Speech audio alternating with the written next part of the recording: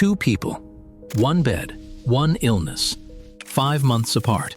On December 20th, 2009, 32-year-old Brittany Murphy collapsed in the bathtub of her home on Rancho Street in the Hollywood Hills. On May 23, 2010, her husband, Simon Monjack, died in the same bedroom, in the same bed. He was 39 years old. The cause of death was the same for both: acute pneumonia and severe iron deficiency anemia. Statistically, it was almost impossible, but it happened. On the morning of December 20th, Brittany's mother, Sharon, heard a dull thud coming from the second-floor bathroom. Brittany was lying unconscious on the floor. Monjack attempted CPR. An ambulance arrived 8 minutes later. At 10:24 a.m., she was pronounced dead at Cedars-Sinai Hospital. An autopsy revealed a hemoglobin level of 3.0. The normal range for a woman is 12 to 16. 3 is what doctors call incompatible with life. People in that condition don't walk, don't talk. They're in intensive care. Brittany lived a normal life in that condition for 6 weeks without a doctor. Elevated levels of hydrocodone, a prescription drug, were found in the blood. Acetaminophen, levomethamphetamine, a component of nasal sprays. Chlorpheniramine, a cocktail of over-the-counter cold medications mixed with a painkiller. In a state of such anemia, this could have been fatal. The official verdict? Accidental death. Community-acquired pneumonia, anemia, multiple drug intoxication. The case was closed. Now, who is Simon Monjack? A British screenwriter and director. By the time he met Brittany in 2006, he was bankrupt. Dozens of civil lawsuits in different countries. Fraud. Lies about studying at Oxford that never happened. Lies about working with Madonna and Nicole Kidman, both publicly denied. His ex-fiancée, Elizabeth Ragsdale, would later tell HBO documentarians, "He was the most talented liar I've ever met in my life." He had a child with another partner whom he refused to acknowledge. Brittany married him in April 2007 without a prenuptial agreement, against the wishes of friends and colleagues. Her agent, Joanne Colonna, everyone saw what was happening. He cut her off from everyone. After the wedding, Brittany's career collapsed. Studios turned her down. The reason given was insurance issues. The real reason was Monjack. He showed up on set drunk and started fights with directors.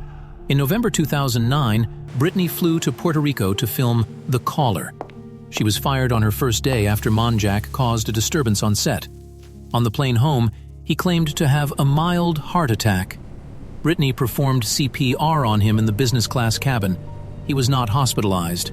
She returned sick, laryngitis, cough, 2 menstrual cycles in 1 month, a sign of heavy blood loss, 6 weeks without a doctor. On Friday, December 18th, she called to make an appointment. The appointment was for Monday. She didn't live to see Monday. Her last words, according to her mother, were, "Mom, I'm dying. I love you."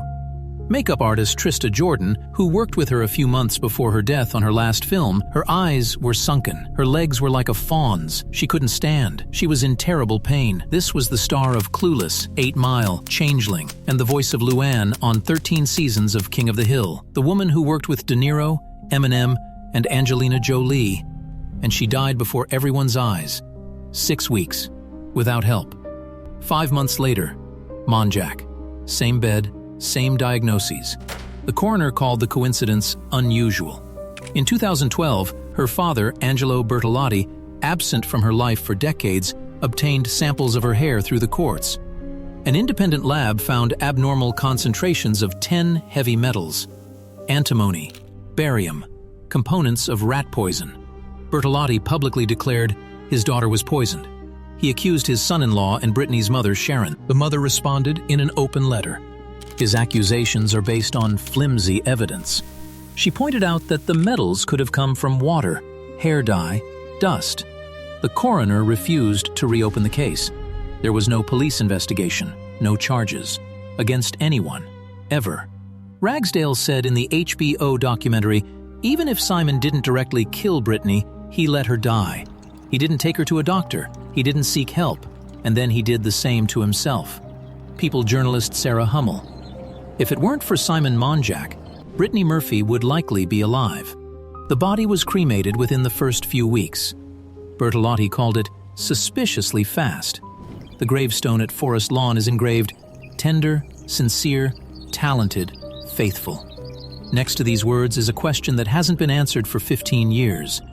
If it was pneumonia, why 6 weeks without a doctor? If poisoning, who and with what? If coincidence, why are 2 people in the same bed with the same illness 5 months apart? Too many oddities for a tragedy, too little evidence for a crime. Brittany Murphy remains in a gray area forever. Not murdered, not dying of illness. A woman who simply couldn't be saved.